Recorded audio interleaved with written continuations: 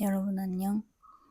오늘 태국의 LGBT 성소수자 문화에 대해서 이야기를 해보려고 합니다. 모르시는 분들도 있겠지만 태국은 LGBT의 나라라고 불릴 정도로 성소수자 관련된 태국 특유의 문화 특징들이 매우 다른 형태를 띠는 들이 있어요. 태국에서 살면서 이거 되게 특이하다라고 생각하는 부분들에 대해서 이야기를 해볼게요. 첫 번째로는 태국은 아우팅이라는 개념이 없어요.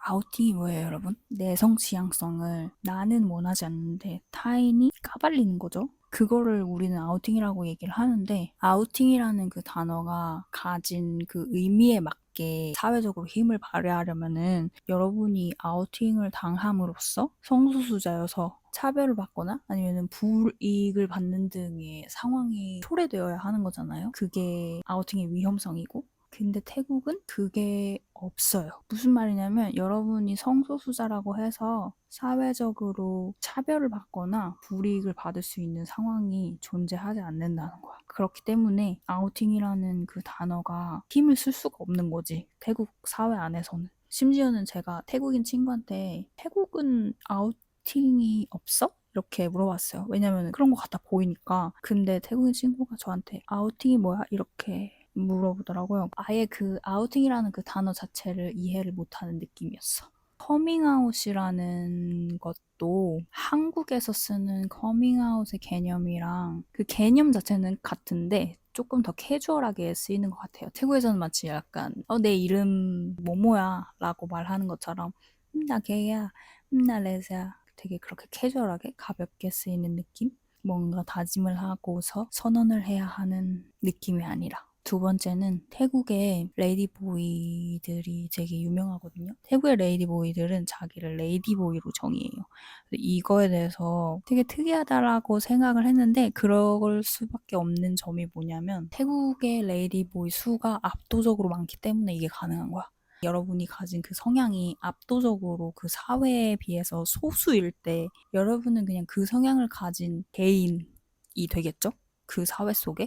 근데 태국은 그 성향을 가진 사람이 압도적으로 다수이고 그리고 그 다수가 비슷한 애티튜드에 비슷한 캐릭터를 가지고 있어요. 그렇다 보니까 그때부터는 이제 그게 커뮤니티가 되고 그게 문화가 되는 거죠. 여성이거나 남성이거나로 정의된다기보다는 레이디보이라는 또 하나의 정체성이 있는 그런 느낌이에요. 태국에서는. 태국 내에서 레이디보이들은 보통 웃기고 되게 쾌활하고 당당하고 이런 캐릭터 일관성이 좀 있어요. 자기 겉모습을 어떻게 치장할 것이냐는 개인의 취향에 따라 갈리지만 성격, 성향 같은 것들은 대체로 다 엄청 유쾌한 편이에요. 태국의 게이들도 대체로 엄청 유쾌하고 발랄하고 이런 사람들이 많아요. 그 태국 레이디보이와 게이가 비슷한 그룹으로 약간 묶이는 느낌이 있어요. 그리고 또 다른 지점은 뭐냐면 이거는 그 레이디보이 인플루언서 중에 한 명이 이야기를 한 건데 자기 어머니가 자기를 임신했을 때부터 내 자식은 레이디보이였으면 좋겠다라고 생각을 하셨대요. 그리고 실제로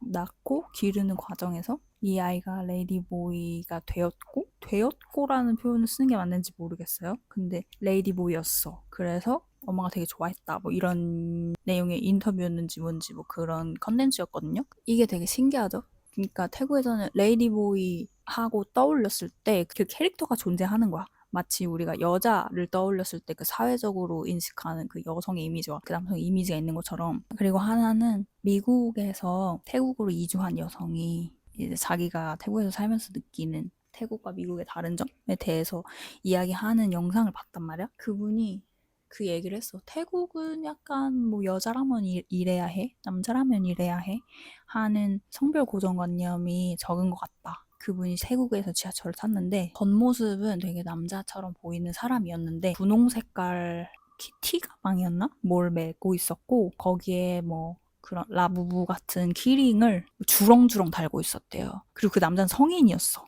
근데 아무도 그거에 대해서 이상하게 생각하거나 뭐 눈치를 주거나 야유하거나 하는 분위기가 아니었다. 그 사람은 되게 자연스럽게 존재했다는 식의 내용이었거든. 그러면서 그 사람이 한 말이 미국에서 다 큰 성인 남자가 그런 식으로 분홍색 가방에 아기가 좋아할 법한 인형 키링을 가방에 주렁주렁 달고서 그렇게 지하철을 탔으면 분명히 뭐 저 새끼 개새끼 아니냐 뭐 이러면서.